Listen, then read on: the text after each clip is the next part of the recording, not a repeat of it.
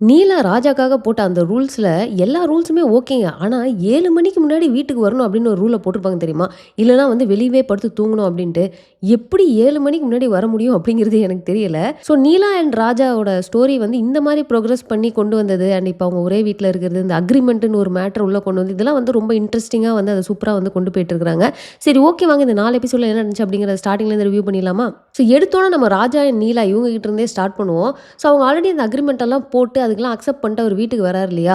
So அவர் வந்து அந்த எந்த அளவுக்கு ஒரு ரெடி ஆயி வந்தாருன்னு ஏன்னா, அவர் அந்த கெட்டப்ல வந்து நம்ம இந்த வெப் சீரிஸ்ல பார்த்துருக்கவே மாட்டோம். ஸோ அப்படியே ஒரு கெட்டப் அத பார்த்து நம்ம முரளி, லலிதான்ட்டு எல்லாருமே ஷாக் ஆகுறாங்க. இவ்வளோ ஏன் சத்யா கூட பார்த்துட்டு, "என்னது இது இப்படியா ட்ரெஸ் பண்ணிட்டு வருவீங்க?" அப்படிங்கிற மாரி அவங்க கேட்டது. அண்ட் நீங்க நோட் பண்ணீங்கன்னா, நம்ம நீலா வந்து என்னதான் கோவமா இருந்தாலும், வெளிய வந்து காலிங் பெல் அடிச்சோனே வேக வேகமா போயிட்டு கண்ணாடியில ஃபர்ஸ்ட்டு அவங்க ஹேர் எல்லாம் கரெக்ட் பண்ணிட்டு அதுக்கப்புறமா வெளிய போவாங்க. ஆனா அந்த ட்ரெஸ்ஸ பார்த்தோனே அவங்க ஃபேஸ்ல அந்த ஒரு ஸ்மைலு. ஸோ அப்பதான் ராஜா வந்து ஓப்பன் பண்ணுவாரு. இந்த மாரி காலேஜ் டைம்ல இந்த சட்டைய வாங்கி குடுத்ததே அவங்க தான். "நீலா என்ன இந்த ட்ரெஸ்ல பார்த்தோனே ஒரு சிரிப்பு ஒண்ணு சிரிச்சா பார்த்தியா?" அப்படின்னு கேட்டோனே முரளி வந்து, "நீலா மட்டும் கிடையாது. நீங்க வர வழியில எல்லாருமே உங்கள பார்த்து சிரிச்சுக்கிட்டு தான் இருந்தாங்க." அப்படின்னு சொன்னதெல்லாம் ஒரு மாரி டைமிங்கா இருந்திருக்கும். ஸோ இப்ப இந்த அக்ரீமென்ட்டோட சேர்த்து இன்னொரு மேட்டர கொண்டு வந்திருப்பாங்க. என்ன அப்படின்னு பார்த்தீங்கன்னா, ஒரு பவுல் மாரி ஒரு கிளாஸ் பவுல் மாரி வச்சுட்டு பக்கத்துல நெறைய பெபிள்ஸ வந்து வச்சுடுறாங்க. ஸோ அந்த அக்ரீமென்ட்ல இருக்கிற ஒரு விஷயத்தையும் இவர் வந்து மீறிட்டாரு அப்படின்னா, அதுக்குள்ளார ஒரு பெபிள போட்டுருவோம். அண்ட் இந்த பவுல் எப்போ ஃபுல்லா நெறஞ்சு நிக்குதோ, அன்னைக்கு வந்து நீங்க வீட்ட விட்டு வெளிய போயிரணும் அப்படிங்கிற மாரி ஒரு மேட்டரு. ஸோ இதெல்லாம் ஒரு மாரி சின்ன சின்ன விஷயமா இருந்தாலும் ஒரு இன்ட்ரஸ்டிங்கா வந்து கொண்டு போற மாரி இருக்கு. ஸோ ராஜா பார்த்தீங்கன்னா, சத்யாக்கு வந்து நைட்டு கதை சொல்லி தூங்க வைப்பாரு தெரியுமா? அந்த டைமுமே நீலா வந்து அத பார்த்து அவங்க ஒரு மாரி அட்மையர் பண்றது. எனக்கு தெரிஞ்சு கண்டிப்பா அந்த பவுல்ல வந்து பெபிள்ஸ் ஃபுல்லா நெறஞ்சிரும். ஃபுல்லா நெறஞ்சு அவர வீட்ட விட்டு வெளில போகணும் அப்படின்னு அவங்க கோவமா சொல்லுவாங்க. பட் அவர் போற டைமா பார்த்து அவங்களுக்கு ஆல்ரெடி திரும்ப ராஜாவ பழைய மாரி புடிச்சிரும் அப்படின்னு தான் நெனைக்கிறேன். நாளே பார்த்தீங்கன்னா, நம்ம ராஜா வந்து காலையில லேட்டா எந்திரிச்சு ரூல பிரேக் பண்ணி ஒரு கல்ல தூக்கி உள்ளார போட்டுருவாங்க. இதுல பிரேக்ஃபாஸ்ட்லாம் ரெடியா இருக்குது. பாத்திரம்லாம் கழுவி வச்சுட்டு போங்க அப்படின்னு அவங்க சொன்னது. அண்ட் இவருமே அந்த லஞ்ச் பாக்ஸ தூக்கிட்டு போய் அவ்ளோ ஆசையா எல்லார் முன்னாடியும் உட்காந்துட்டு என் ஒய்ஃப் செஞ்சு குடுத்தது அப்படின்னு சொல்லிட்டு ஓப்பன் பண்ணா உள்ள தயிர் சாதமும், ஊறுகாவும் வச்சிருந்தது.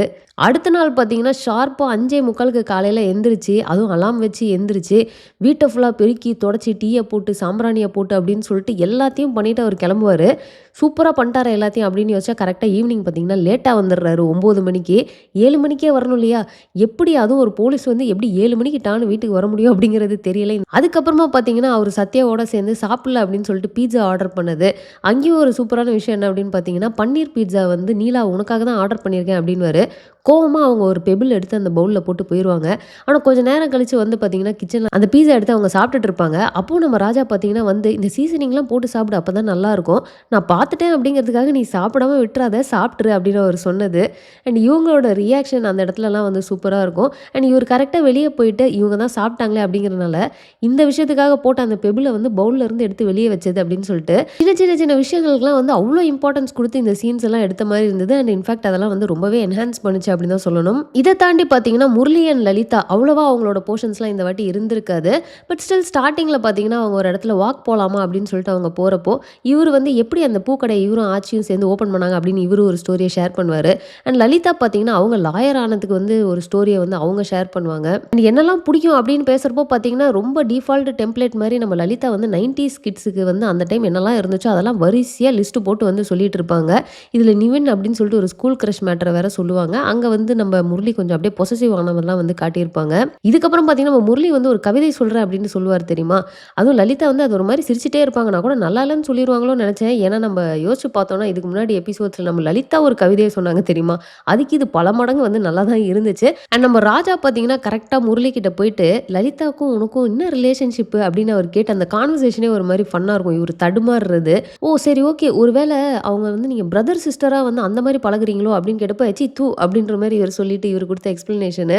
ஸோ எல்லாமே வந்து ஒரு மாரி ஃபன்னா போயிட்டுருக்கும். ஏன்னா ராஜாக்கு ஆல்ரெடி தெரியுது இவங்க 2 பேரும் பழகிட்டு தான் இருக்கிறாங்க. இவன் என்ட்ட பொய் சொல்லிட்டு இருக்கான் அப்படிங்கிற மேட்டர் வந்து அவருக்கு ஓரளவுக்கு தெரிஞ்சிருச்சு. பட் இருந்தாலும் எவ்வளோ நாளைக்கு முரளி வந்து இத அவர்ட்ட இருந்து மறைக்கிறாரு அப்படிங்கிறத பார்ப்போம். இத தாண்டி பார்த்தீங்கன்னா, நம்ம குருதிக்காட்டு குமாரர்கள் நம்ம ஐரவா இருக்கார் தெரியுமா? அவரோட போர்ஷன்ஸுமே வந்து நெறையா வந்திருக்கும். ஸோ அதுல வந்து அவர் கூடயே அந்த பழனி வீரப்பன்னு ஒருத்தர் இருக்கார் தெரியுமா? இந்த போர்ஷன்ஸ்லாம் பார்க்குறப்போ எனக்கு இந்த பரியேறும் பெருமாள் அந்த படம் தான் அப்பப்போ மைண்டுக்கு வந்துகிட்டே இருக்குது. அதுவும் நம்ம பழனி வீரப்பன் பார்த்தீங்கன்னா, எக்ஸாக்ட்டா அதே ரோல் தான் ப்ளே பண்ற மாரி இருக்கு. இருக்குது. அவரு ஒரு டயலாக் கூட சொல்லுவார் தெரியுமா?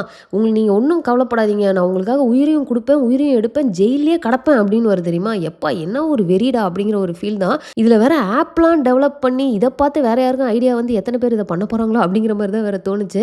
ஸோ அதுல வந்து இந்த கார்த்திக் மர்டர் கேஸ் அப்டின்னு சொல்லிட்டு ஒண்ணு போயிட்டு இருக்கு இல்லையா? ஸோ இவருக்கு அகைன்ஸ்ட்டா இது ஒண்ணு தான் இருக்குன்ட்டு. ஆனா அவரு பக்கமும் பார்த்தீங்கன்னா, ஐரவா பக்கம் வந்து நம்ம மேல எந்த கேஸும் இருக்கக்கூடாது. ஏன்னா வந்து இவ இப்ப எம்எல்ஏவா ஆக்க போறாங்க இல்லையா? ஸோ அதனால எந்த கேஸும் இருக்கக்கூடாதுன்னு அவரும் ரொம்ப தீவிரமா இருக்கிறாரு. ஸோ இது ரிலேட்டடா அவங்க சொன்ன ஸ்டோரி அதாவது ஒரு ஃப்ரெண்ட்ஸா 2 பேர் போனத பார்த்து, அவங்க வந்து லவ் பண்றாங்கன்னு சொல்லி அந்த பையன வந்து அடிச்சே வந்து கொன்னது. ஸோ இதுக்காக இந்த சிசிடிவிக்காக பார்த்தீங்கன்னா, நம்ம முரளியன் ராஜா அந்த கோயிலுக்கு போனது. டிவிஆரே தூக்கி போட்டு உடைச்சிருவாங்க. ஏன்னா பேக்கப் எடுத்துருவாங்களோ என்னதான் நம்ம ஃபுட்டேஜ டெலீட் பண்ணியிருந்தாலும் அப்படின்னு சொல்லிட்டு, இவங்க அதுக்கு ஒரு ஐடியா பண்ணி சிசிடிவி கம்பெனியில ஒரு ஆள புடிச்சு எப்படியோ அந்த ஃபுட்டேஜ வாங்குறதா இருக்கட்டும். அப்புறம் அங்க அவரு எழுதி கைப்பட எழுதின அந்த ஒரு லெட்டர் எல்லாம் கண்டுபிடிக்கிறதுன்னு சொல்லிட்டு, இது ஒரு மாரி நல்லா விறுவிறுப்பா ஒரு சைடு போயிட்டு தான் இருந்தது. இதுல நம்ம விக்கி அப்படின்னு சொல்லிட்டு ஒருத்தர் வருவார் தெரியுமா? அதாவது ஏதோ ஒரு விஷயத்த வந்து ஹேக் பண்ணி எடுக்கணும், ஏதோ ஒண்ணு பண்ணணும் அப்படின்னா, விக்கி அப்படின்னு கூப்பிட்டுருவாங்க. பயங்கரமான ஆளா இருக்கியேடா அப்படிங்கிற மாரி. அவரு வந்து டபடபடபடன்னு கீபோர்ட தட்டி, எது என்ன வேணும்னாலும் எல்லாத்தையும் எடுத்துட்டேன் சார், கிடைச்சிச்சு சார் அப்படின்ருவாரு. ஸோ இத தாண்டி பார்த்தீங்கன்னா, இந்த வாரம் கேஸ் அப்படின்னு சொல்லிட்டு ஒரு கேஸ் ஒண்ணு வந்துச்சுங்க. அதுதான் என்னால தாங்கிக்கவே முடியல. அதாவது அதுவும் நம்ம ஜீவாவ வேற அதுல லிங்க் பண்ணி விட்டுருவாங்க. ஏலியன் தொரத்திட்டு வருது அப்படின்னு சொல்லிட்டு ஒரு ஃபேமிலி வர மாரியும், நம்ம ஜீவா வந்து சும்மாவே பயப்படுவாரு. ஸோ அவரும் பார்த்தீங்கன்னா, பயங்கரமா பயந்து போய் கடக்குற மாதிரி. என்ன அப்படின்னு பார்த்தீங்கன்னா, அந்த ஏலியன் வந்து அந்த ஒரு பொண்ணோட பாய் ஃப்ரெண்டாமா வீட்டுக்கு அடிக்கடி இந்த மாரி ஏலியன் கெட்டப்ல வந்து மீட் பண்ற மாரி கொண்டு போயிருப்பாங்க. ஸோ அதுக்கு இவங்க ஒரு சொல்யூஷன் ஒண்ணு குடுப்பாங்க தெரியுமா? அவங்க அப்பா, அம்மாவ கூப்ட்டு, இதே மாரி இன்னொரு பையனுக்கும் வந்து இந்த மாரி ஏலியன் வீட்டுக்கு அடிக்கடி வருது. ஸோ அந்த பையனுக்கு வந்து சொல்லியிருக்கிறாங்க, இதே மாரி ஒரு பொண்ணுக்கு வரும். அந்த பொண்ண தான் நீ கல்யாணம் பண்ணிக்கணும்னு ஒரு பெரிய பில்டப் ஸ்டோரி எல்லாம் குடுத்து, இத அவங்க அப்பா, அம்மா நம்பிட்ட மாரி காட்டுனாங்க. ஏன்டா டேய் எப்புட்றா எந்த அப்பா, அம்மாடா இப்படி ஒரு கதைய நம்புவாங்க? பேயின்னு சொன்னா கூட சில பேரண்ட்ஸ் நம்புறதுக்கு வாய்ப்பு இருக்குது. ஆனா ஏலியன்னு சொல்லி எந்த பேரண்ட்ஸ் வந்து நம்புறாங்கன்னு எனக்கு தெரியல. அது போக அவங்கள கல்யாணம் பண்ணிக்கணும் அப்படின்னு சொன்னதையும் அவங்க நம்பிட்டு, சரி ஓகே அப்படின்னு எந்திச்சு போற மாரி காட்டியிருப்பாங்க. சரி ஓகே. ஏதோ ஒண்ணு அப்படிங்கிற மாரி தான் இருந்துச்சு.